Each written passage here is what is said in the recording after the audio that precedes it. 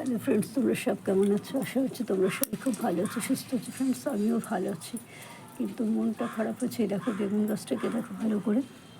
এই বেগুন গাছটায় 3টে বেগুন ছিল। কালকে আবার একটা সবচেয়ে যে বড়ো বেগুনটা ছিল সেটা ধীরে ধীরে খেয়ে নিয়েছে।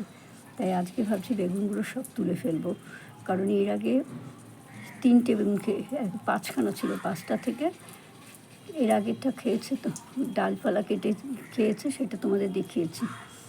তারপরে পাশের গাছটাও খেয়েছে, তারপর আজকে আবার একটা খেয়েছে। মানে এই গাছে 3টে, পাশের গাছে একটা 4টে খেয়েছে। কারণ এই দুটো যদি আর রাখি আর পারবো না। তাছাড়া এখানে সবাই আশা করেছে যে গত বছর দিয়েছি এবছরও দেবো, কিন্তু এবার লোকে তো বুঝতে পারছে না যে গাছের ফলনটা নষ্ট হয়ে গেছে। এই জন্য চলো তুলে নেই, দেখবে চলো।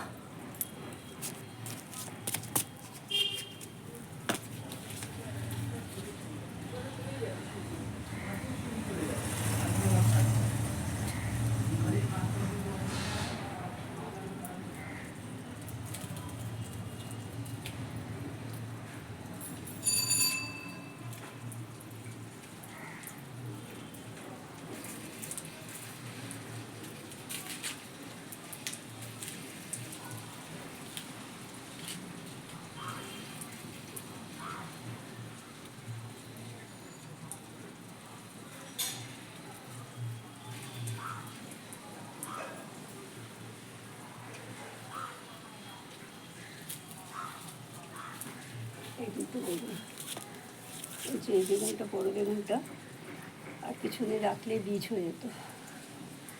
দেখো কিন্তু কী করবো, আমাকে আর রাখতে দিল না, দূরে উৎপাতে আর পারছি না থাকতে।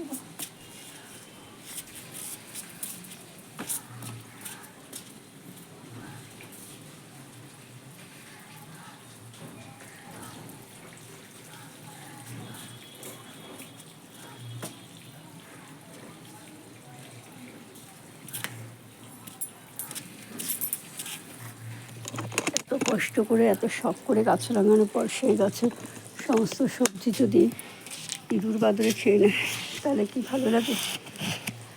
এখানে এখন সমস্ত ডিমের খোলসগুলো, ডিমের খোসা, আলু, পেঁয়াজ রসুনের খোসা, চা পাতা সব এখানে রেখে দিয়েছে। এই কারণে যে রোদের মধ্যে বালতিটা রাখলে বালতিটা এখন ভেঙে যাবে, এই পাশে রেখে দিয়েছি।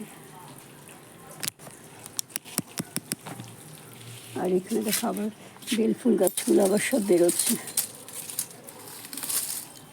কিছু তো মারাই গেছে, আর যেগুলো আছে সেগুলো কচি কচি পাতাও দেখো বেরোচ্ছে।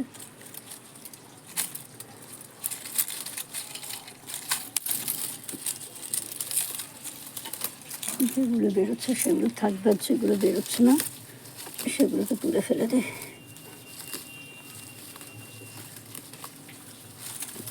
আজকেও বাড়ির থেকে কফি গাছগুলো তুলে নিয়ে আসলাম, কারণ ওখানে গাছে জল পাচ্ছে না, জল পাচ্ছে ঠিকমতো, খাওয়ার পাচ্ছে না।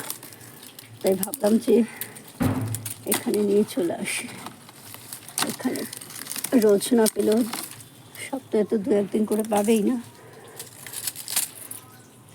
আর এই যে তুলসী গাছগুলো দেখো এখানে শুকিয়ে গেছে, আর এখানে দেখো পাত থেকে কত বেরিয়েছে। আর এই দেখো সেই বেগুনগুলো, এই বেগুনটা বীজ হতো, কিন্তু রাখতে পারলাম না, কারণ রাখবো ইঁদুরে আবার সেই শেষ করে। আর দেখো এই গাছটা পুরো লঙ্কা লাল লাল হয়ে গেছে। গাছের মাথাগুলো ইয়ে করবো,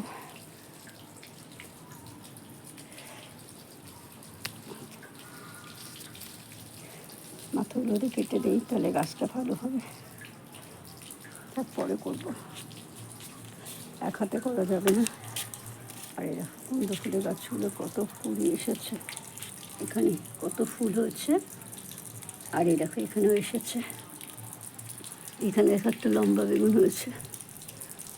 আর এই গাছটাকে আর রাখবো না, এবার এই গাছটাকে তুলে ফেলবো, কারণ এই গাছটার উপর মায়া বাড়িয়ে লাভ নেই। আর এখান থেকে আরও 2খানা ছিল, কালকে দেখছি একটা পড়ে গেছে। এই দেখো একটা পড়ে গেছে, আর এই একটাই আছে, এও থাকবে না। শুধু শুধু মায়া বাড়িয়ে লাভ নেই, গাছটাই কেটে দিই, কেটে দিলে ঝামেলা চুকে যাবে। আর এই দেখো লেবু গাছে ভর্তি ব্রাঞ্চ বেরিয়েছে। উঠানটা ধোয়া হয়নি, উঠানও ধোয়া হয়নি, গাছেও জল দেওয়া হয়নি। দেখো এই পাশে গাছগুলোতে এখন আবার দেখো টমেটো ধরেছে।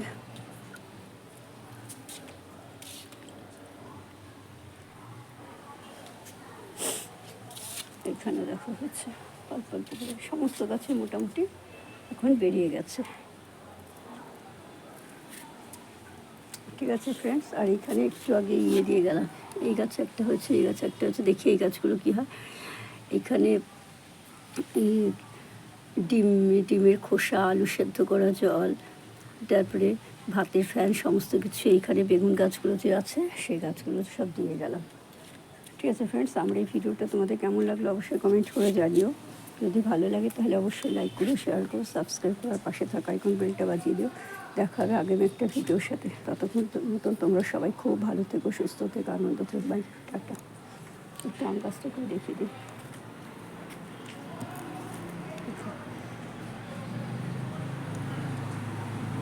থাকলে তো ভালো, কিন্তু থাকবে কি এতগুলো? এতগুলো তো থাকবে না, সবই প্রায় পড়ে যাবে, হয়তো 2-4টে থাকবে।